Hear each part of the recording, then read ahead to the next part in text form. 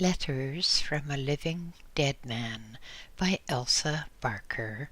Read for you by BlueFriend in beautiful BC.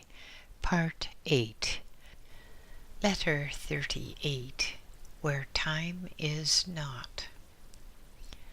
I think you now understand from what I have said that not all the souls who have passed the airy frontier are either in heaven or hell.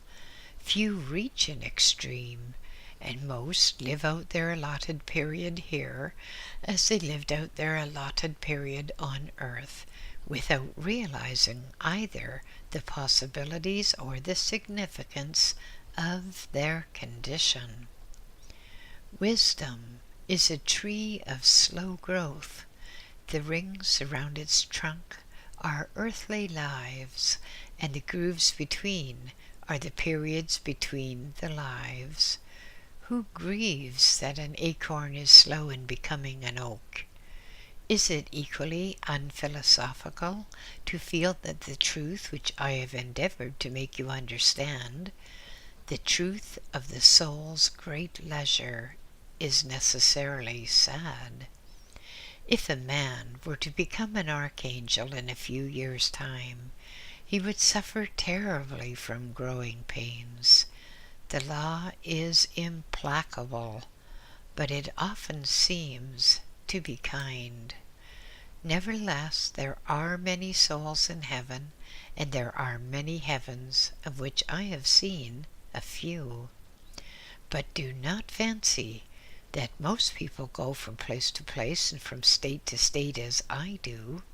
The things which I describe to you are not exceptional, but that one man should be able to see and describe so many things is exceptional indeed. I owe it largely to the teacher. Without his guidance, I could not have acquired so rich an experience. Yes, there are many heavens. Last night I felt the yearning for beauty which sometimes came to me on earth. One of the strangest phenomena of this ethereal world is the tremendous attraction by sympathy. The attraction of events, I mean. Desire a thing intensely enough and you're on the way to it. A body of a feather's weight moves swiftly when propelled by a free will. I felt a yearning for beauty, which is a synonym for heaven. Did I really move from my place, or did heaven come to me? I cannot say. Space means so little here. For every veil without, there is a veil within. We desire a place, and we are there. Perhaps the teacher could give you a scientific explanation of this, but I cannot at the moment. And then, I want to tell you about that heaven where I was last night. It was so beautiful that the charm of it is over me still. I saw a double row of dark-topped trees like cypresses, and at the end of this long avenue down which I passed was a softly diffused light. Somewhere I've read of a heaven lighted by 1,000 suns, but my heaven was not like that. The light as I approached it was softer than moonlight, though clearer. Perhaps the light of the sun would shine as softly if seen through many veils of alabaster. Yet this light seemed to come from nowhere. It simply was. As I approached, I saw two beings walking towards me, hand in hand. There was such a look of happiness on their faces as one never sees on the faces of earth. Only a spirit unconscious of time could look like that. I should say that these two were man and woman, save that they seemed so different from what you understand by man and woman. They did not even look at each other as they walked. The touch of the hand seemed to make them so much one that the realization of the eye could have added nothing to their content. Like the light which came from nowhere, they simply were. A little farther on, I saw a group of bright-robed children dancing among flowers. Hand in hand in a ring, they danced, and their garments, which looked like the petals of flowers, moved with the rhythm of their dancing limbs. A great joy filled my heart. They, too, were unconscious of time, and might have been dancing there from eternity for all I knew. But whether their gladness was of the moment or of the ages had no significance for me or for them. Like the light and like the lovers who had passed me hand in hand, they were, and that was enough. I had left the avenue of cypresses and stood in a wide plain encircled by a forest of blossoming trees. The odors of spring were on the air, and the birds sang. In the center of the plain, a great circular fountain played with the waters, tossing them in the air, whence they descended in feathery spray. An atmosphere of inexpressible charm was over everything. Here and there in this circular flower-scented heaven walked angelic beings, many or most of whom must have sometime been human. 2 by 2 they walked, or in groups, smiling to themselves or at one another. On earth you often use the word peace, but compared with the peace of that place, the greatest peace of earth is only turmoil.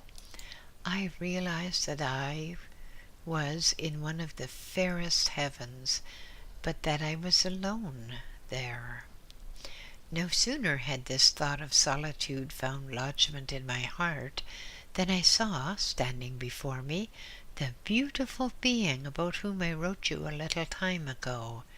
It smiled and said to me, "He who is sadly conscious of his solitude is no longer in heaven, so I have come to hold you here yet a little while." "Is this the particular heaven where you dwell?" I asked. "Oh, I dwell nowhere and everywhere," the beautiful being answered. "I am one of the voluntary wanderers who find the charm of home in every heavenly or earthly place." "So you sometimes visit earth?" "Yes, even the remotest hells I go to, but I never stay there long. My purpose is to know all things, and yet to remain unattached." "And do you love the earth?" "The earth is one of my playgrounds. I sing to the children of earth sometimes, and when I sing to the poets, they believe that their muse is with them. Here is a song which I sang one night to a soul which dwells among men. My sister, I am often with you when you realize it not. For me, a poet's soul is a well of water in whose deeps I can see myself reflected. I live in a glamour of light and color which you mortal poets vainly try to express in magic words. I am in the sunset and in the star. I watch the moon grow old and you grow young. In childhood, you sought for me in the swiftly moving cloud. In maturity, you fancied you had caught me in the gleam of a lover's eye. But I am the eluder of men. I beckon and I fly, and the touch of my feet does not press down the heads of the blossoming daisies. You can find me and lose me again, for mortal cannot hold me. I am nearest to those who seek beauty, whether in thought or in form. I fly from those who seek to imprison me. You can come each day to the region where I dwell. Sometimes you will meet me, sometimes not, for my will is the wind's will, and I answer to no beckoning finger. But when I beckon, the souls come flying from the four corners of heaven. Your soul comes flying too, for you are one of those I have called by the spell of my magic. I have use for you, and you have meaning for me. I like to see your soul in its hours of dream and ecstasy. Whenever one of my own dreams, a dream of paradise, the light grows brighter for me, to whom all things are bright. Oh, forget not the charm of the moment. Forget not the lure of the mood, for the mood is wiser than all the magi of earth, and the treasures of the moment are richer and rarer than the hoarded wealth of the ages. The moment is real, while the age is only a delusion, a memory and a shadow. Be sure that each moment is all, and the moment is more than time. Time carries an hourglass, and his step is slow. His hair is white with the rime of years, and his scythe is dull with unwearied mowing, but he never yet has caught the moment in its flight. He has grown old in casting nets for it. Oh, the magic of life, and of the endless combination of living things. I was young when the sun was formed, and I shall be young when the moon falls dead in the arms of her daughter, the earth. Will you not be young with me? The dust is as nothing, the soul is all. Like a crescent moon on the surface of a lake of water is the moment of love's awakening. Like a faded flower in the lap of the tired world is the moment of love's death. But there is love, and the love of the light for its radiance is the love of souls for each other. There is no death where the inner light shines, irradiating the fields of the within, the beyond, the unattainable attainment. You know where to find me. Letter 39. The Doctrine of Death. Many times during the months in which I have been here have I seen men and women lying in a state of unconsciousness more profound than the deepest sleep, their faces expressionless and uninteresting. At first, before I understood the nature of their sleep, I tried as an experiment to awaken one or two of them, and was not successful. In certain cases where my curiosity was aroused, I have returned later, day after day, and found them still lying in the same lethargy. Why, I asked myself, should any man sleep like that? A sleep so deep that neither the spoken word nor a physical touch could arouse him. One day, when the teacher was with me, we passed one of those unconscious men whom I'd seen before and had watched and had striven unsuccessfully to arouse. Who are these people who sleep like that? I asked the teacher, and he replied, they are those who in their earth life denied the immortality of the soul after death. How terrible, I said, And will they never awaken? Yes, perhaps.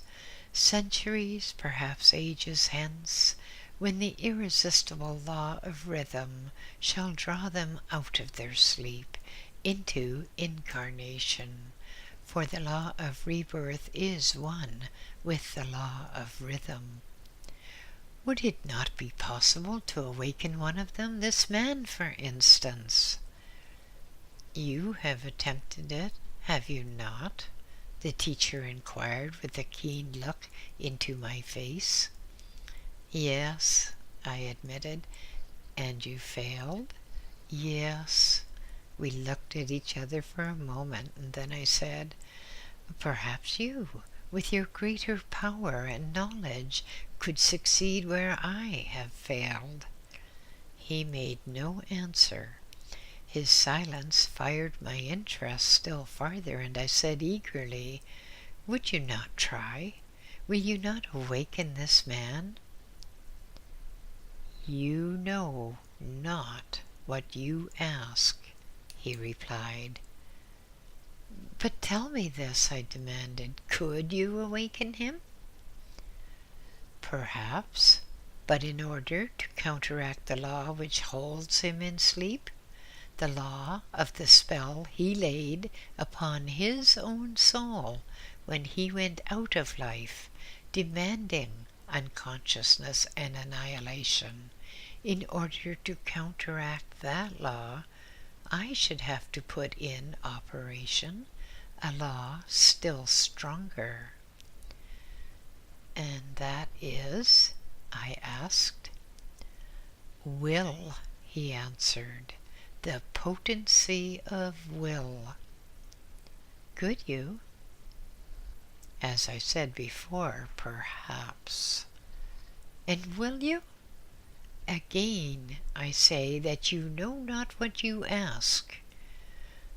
Will you please explain? I persisted, for indeed this seems to me to be one of the most marvelous things which I have seen.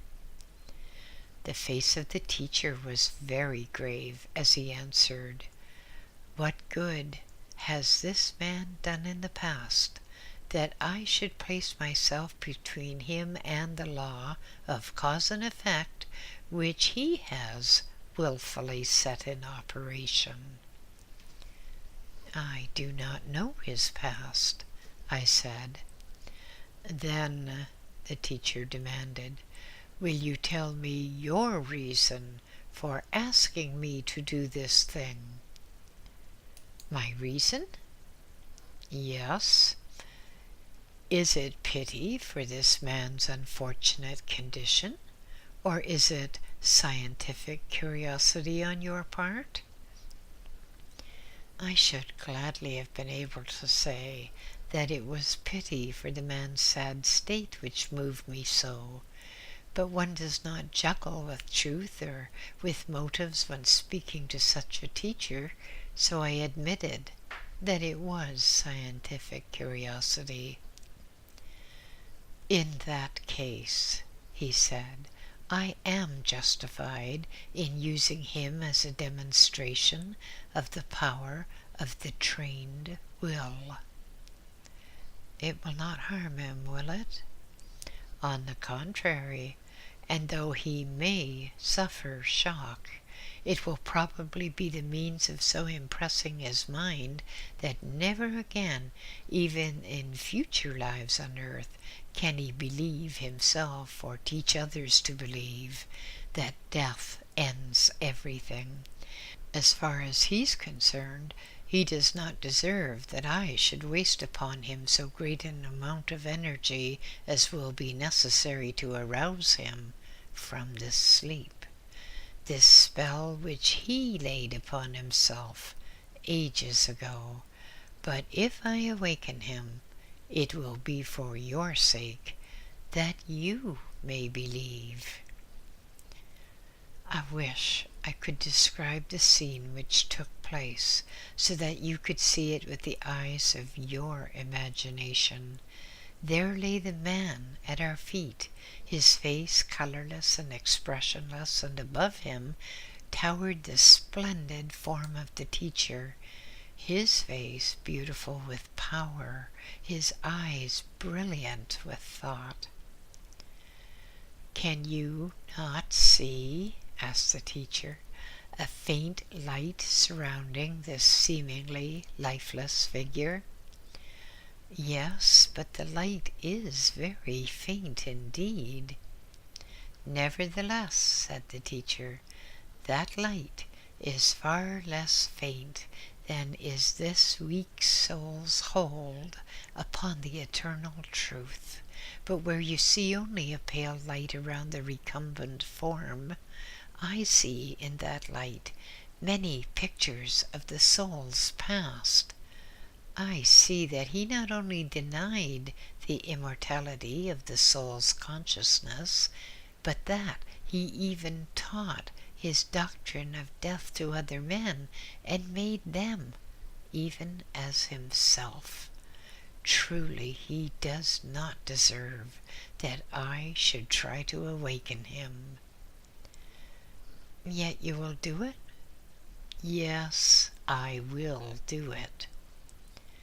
"I regret that I am not permitted to tell you by what form of words and by what acts my teacher succeeded, after a mighty effort, in arousing that man from his self-imposed imitation of annihilation.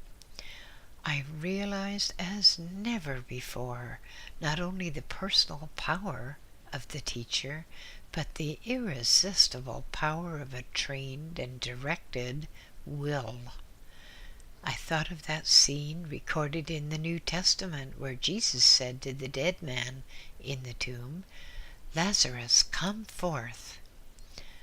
The soul of man is immortal," declared the teacher, looking fixedly into the shrinking eyes of the awakened man and holding them by his will. "The soul of man is immortal," he repeated. Then, in a tone of command, "Stand up." The man struggled to his feet. Though his body was light as a feather, as are all our bodies here, I could see that his slumbering energy was still almost too dormant to permit of that really slight exertion. "You live," declared the teacher. "You have passed through death, and you live. Do not dare to deny that you live. You cannot deny it." "But I do not believe," began the man, his stubborn materialism still challenging the truth of his own existence, his memory surviving the ordeal through which he had passed. This last surprised me more than anything else, but after a moment's stupefaction I understood that it was the power of the teacher's mental picture of the astral records round this soul which had forced those memories to awaken. "Sit down between us two," said the teacher to the newly aroused man, "and let us reason together. You thought yourself a great reasoner, did you not, when you walked the earth as so-and-so?" "I did." "You see that you were mistaken in your reasoning," the teacher went on, "for you certainly passed through death, and you are now alive." "But where am I?" He looked about him in a bewildered way. "Where am I, and who are you?" "You are in eternity," replied the teacher, "where you always have been and always will be." "And you?" "I am one who knows the workings of the law." "What law?" the law of rhythm which drives the soul into and out of gross matter, as it drives the tides of the ocean into flood and ebb, and the consciousness of man into sleeping and waking. And was it you who awakened me? Are you then this law of rhythm? The teacher smiled. I am not the law, he said, but I am bound by it, even as you, save as I am temporarily able to transcend it by my will, again, even as you. I caught my breath at the profundity of this simple answer, but the man seemed not to observe its significance, even as he. Why, this man, by his misdirected will, had been able temporarily to transcend the law of immortality, even as the teacher, by his wisely directed will, transcended the mortal in himself. My soul sang within me at this glimpse of the godlike possibilities of the human mind. How long have I been asleep? Demanded the man. In what year did you die? The teacher asked. In the year 1817. And the present year is known, according to the Christian calendar, as the year 1912. You have lain in a death-like sleep for 95 years. And was it you who really awakened me? Yes. Why did you do it? Because it suited my good pleasure, was the teacher's rather stern reply. It was not because you deserved to be awakened. And how long would I have slept if you had not aroused me? I cannot say. Probably until those who had started even with you had left you far behind on the road of evolving life, perhaps for centuries, perhaps for ages. You have taken a responsibility upon yourself, said the man. You do not need to remind me of that, replied the teacher. I weighed in my own mind the full responsibility and decided to assume it for a purpose of my own, for will is free. Yet you overpowered my will. I did, but by my own more potent will, more potent because wisely directed and backed by a greater energy. And what are you going to do with me? I'm going to assume the responsibility of your training. My training? Yes. And you will make things easy for me? On the contrary, I shall make things very hard for you, but you cannot escape my teaching. Shall you instruct me personally? Personally, in the sense that I shall place you under the instruction of an advanced pupil of my own. Who? This man here? He pointed to me. No, he's better occupied. I will take you to your teacher presently. And what will he show me? The panorama of immortality, and when you have learned the lesson so that you can never forget nor escape it, You will have to go back to the earth and teach it to others. You will have to convert as many men to the truth of immortality as you have in the past deluded and misled by your false doctrines of materialism and death. And what if I refuse? You have said that will is free. Do you refuse? No, but what if I had?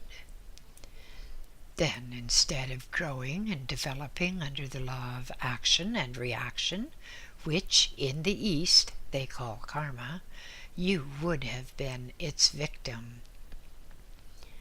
I do not understand you. He is indeed a wise man, said the teacher, who understands the law of karma, which is also the law of cause and effect. But come, I will now take you to your new instructor. And then, leaving me alone, the teacher and his charge disappeared in the gray distance.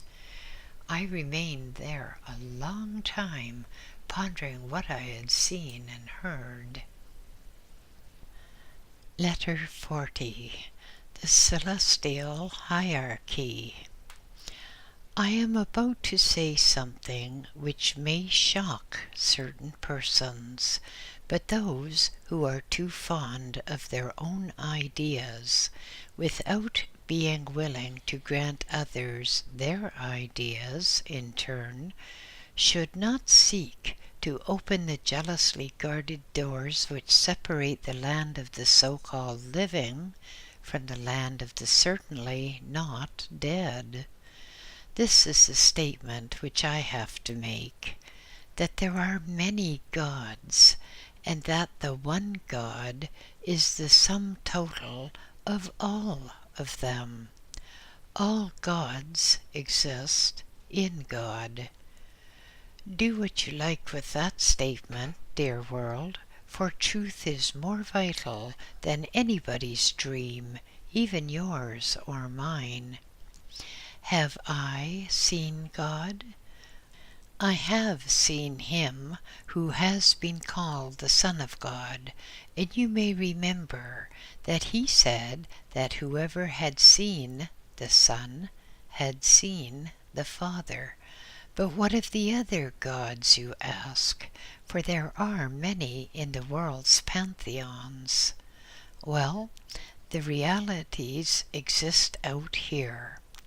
You may ask, can man create the gods of his imagination and give them a place in the invisible? No. They existed here first, and man became aware of them long ago through his own psychic and spiritual perception of them. Man did not create them, and the materialists who say that he did know little of the laws of being. Man, primitive man, perceived them through his own spiritual affinities with and nearness to them. When you have read folk tales of this god and that, you have perhaps spoken patronizingly of the old myth-makers and thanked your lucky stars that you lived in a more enlightened age. But those old storytellers were really the enlightened ones, for they saw into the other world and recorded what they saw. Many of the world's favorite gods are said to have lived upon earth as men. They have so lived. Does that idea startle you? How does a man become a god? And how does a god become a man? Have you ever wondered? A man becomes a god by developing God consciousness, which is not the same as developing his own thought about God. During recent years you have heard and read much of so-called masters, men of superhuman attainments, who have foregone the smallest pleasures and recognitions of the world in order to achieve something greater. Man's ideas of the gods change as the gods themselves change, for everything is becoming, as Heraclitus said about 24 centuries ago. Did you fancy that the gods stood still and that only you progressed? In that case, you might someday outstrip your God and fall to worshipping yourself, having nothing to look up to as superior. Accompanied by the teacher, I have stood face to face with some of the older gods. Had I come out here with the superior contempt for all gods save my own, I should hardly have been granted that privilege, for the gods are as exclusive as they are inclusive, and they only reveal themselves to those who can see them as they are. Does this open the door to polytheism, pantheism, or other dreaded isms? An ism is only a word. Facts are. The day is past when men were burned at the stake for having had a vision of the wrong God, but even now I would hesitate to tell all that I have learned about the gods, though I can tell you much. Take, for instance, the god whom the Romans called Neptune. Did you fancy that he was only a poetic creation of the old myth-makers? He was something more than that. He was supposed to rule the ocean. Now, what could be more orderly and inevitable than that the work of controlling the elements and the floods should be assumed by, and the work parceled out among, those able to perform it? We hear much of the laws of nature. Who enforces them? The term natural law is in every man's mouth, but the law has executors in heaven as on earth. I have been told that there are also planetary beings, planetary gods, though I have never had the honor of conscious communion with one of them. If a planetary being is so far beyond the daring of my approach, how should I comport myself in approaching the God of gods? O paradoxical mind of man, which stands in awe and trembling before the servant, yet approaches the master without fear. I have been told that the guardian spirit of this planet Earth evolved himself into a god of tremendous power and responsibility in bygone cycles of existence. To him who has ever used a microscope, the idea need not be appalling. The infinitely small and the infinitely great are the tail and the head of the eternal serpent. Who do you fancy will be the gods of the future cycles of existence? Will they not be those who in this cycle of planetary life have raised themselves above the mortal? Will they not be the strongest and most sublime among the present spirits of men? Even the gods must have their resting period, and those in office now would doubtless wish to be supplanted. To those men who are ambitious for growth, the doors of development are always open. Letter 51. The Darling of the Unseen.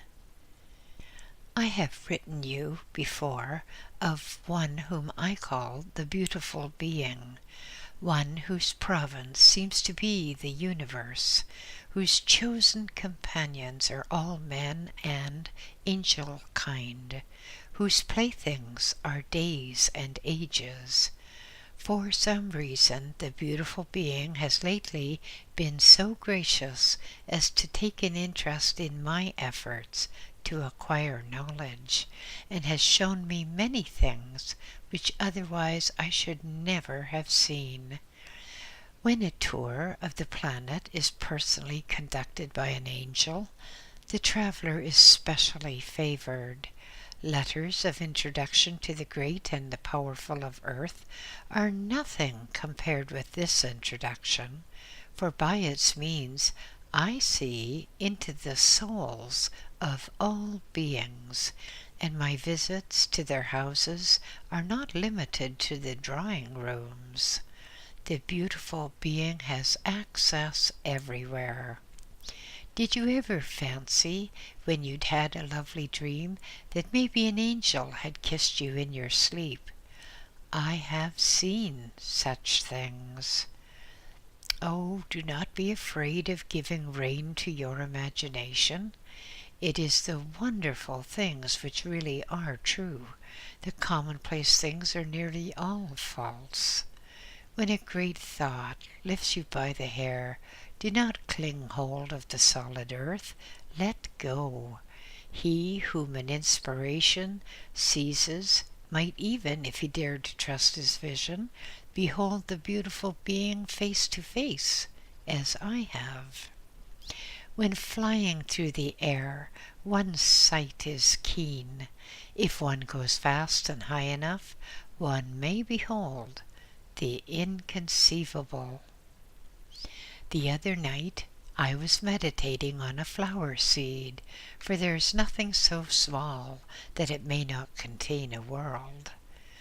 I was meditating on a flower seed and amusing myself by tracing its history, generation by generation, back to the dawn of time.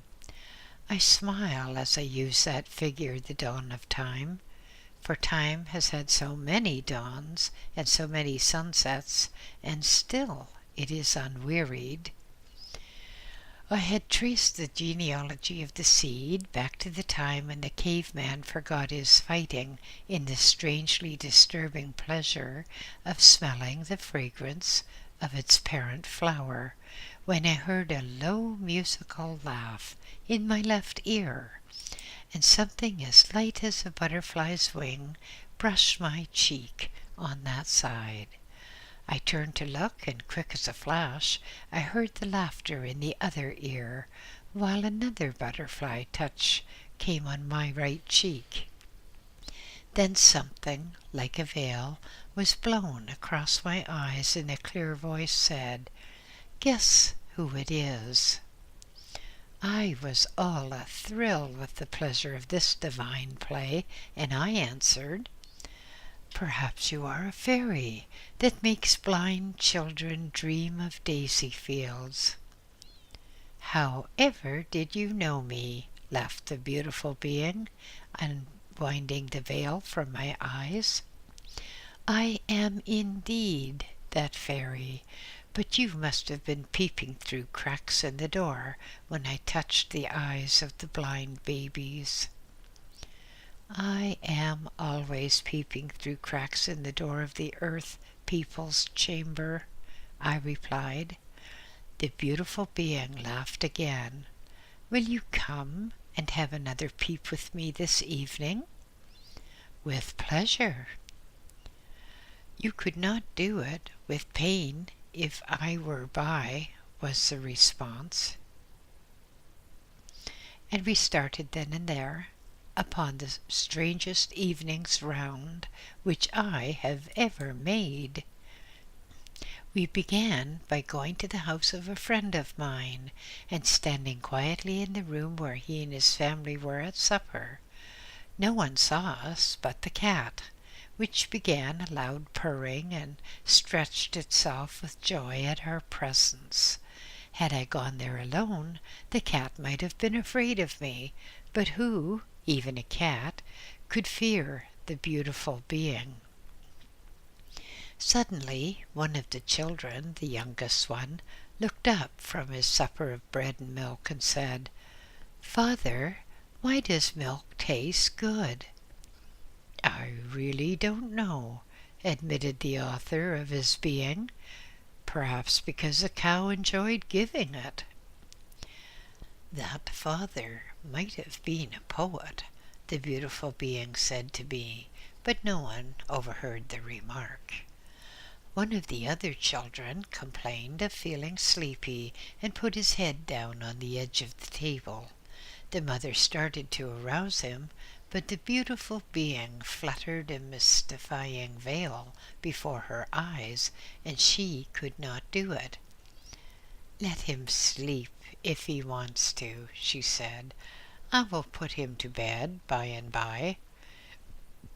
I could see in the brain of the child that he was dreaming already, and I knew that the beautiful being was weaving a fairy tale on the web of his mind. After only a moment he started up, wide awake.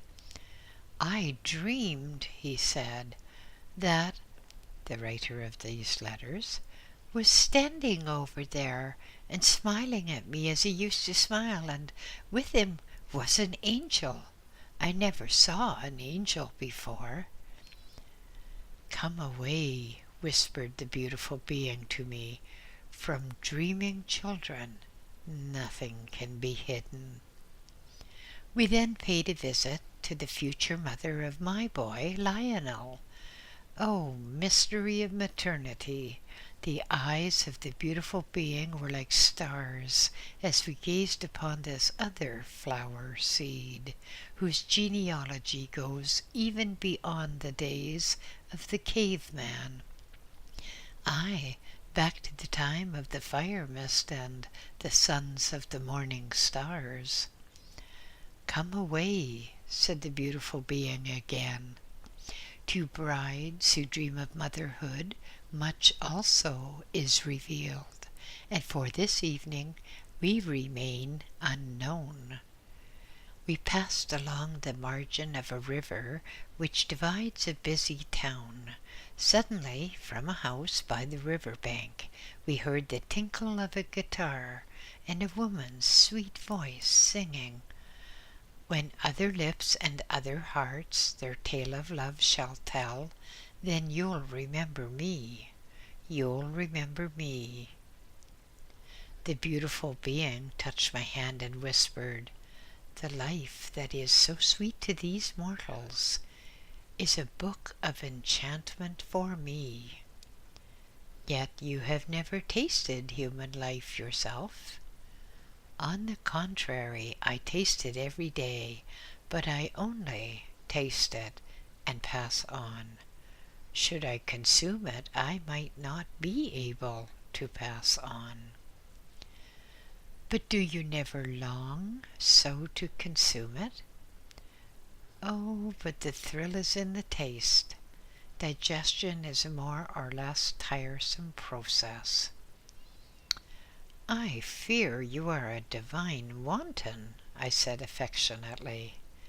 "Be careful," answered the beautiful being. "He who fears anything will lose me in the fog of his own fears." "You irresistible one," I cried. "Who are you? What are you?" "Did you not say yourself a little while ago that I was the fairy who made blind babies dream of daisy fields?" "I love you," I said, "with an incomprehensible love." "All love is incomprehensible," the beautiful being answered. "But come on, brother, let us climb the hill of vision. When you are out of breath, if you catch at my flying veil, I will wait till you are rested." Strange things we saw that night. I should weary you if I told you of all of them. We stood on the crater of an active volcano and watched the dance of the fire spirits. Did you fancy that salamanders were only seen by unabstemious poets? They are as real to themselves and to those who see them as are the omnibus drivers in the streets of London. The real and the unreal. If I were writing an essay now, instead of the narrative of a traveller in a strange country, I should have much to say on the subject of the real and the unreal. The beautiful being has changed my ideas about the whole universe. I wonder if, when I come back to the earth again, I shall remember all the marvels I've seen. Perhaps, like most people, I shall have forgotten the details of my life before birth, and shall bring with me only vague yearnings after the inexpressible and deep unalterable conviction that there are more things in earth and heaven than are dreamed of in the philosophy of the world's people. Perhaps, if I almost remember, but not quite, I shall be a poet in my next life. Worse things might happen to me. What an adventure it is, this launching of one's bark upon the sea of rebirth. But by my digressions one would say that I was in my second childhood. So I am, my second childhood in the so-called invisible. When, on my voyage that night with the beautiful being, I had feasted my eyes upon beauty until they were weary, my companion led me to scenes on the earth which, had I beheld them alone, would have made me very sad. But no one can be sad when the beautiful being is near. That is the charm of that marvelous entity. To be in its presence is to taste the joys of immortal life. We looked on at a midnight revel in what you on earth would call a haunt of vice. Was I shocked and horrified? Not at all. I watched the antics of those human animals as a scientist might watch the motions of the smaller living creatures in a drop of water. It seemed to me that I saw it all from the viewpoint of the stars.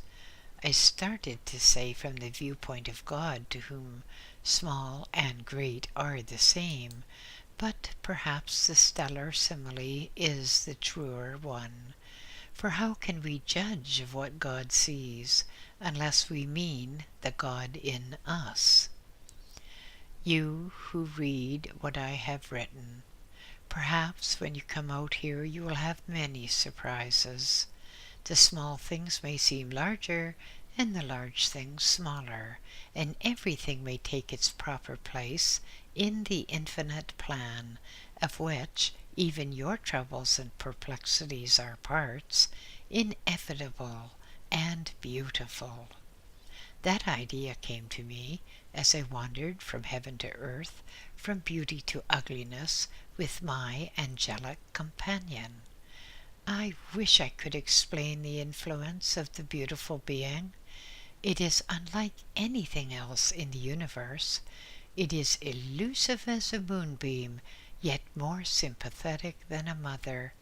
It's daintier than a rose, yet it looks upon ugly things with a smile. It is purer than the breath of the sea, yet it seems to have no horror of impurity. It is artless as a child, yet wiser than the ancient gods, a marvel of paradoxes, a celestial vagabond, the darling of the unseen. End of Part 8.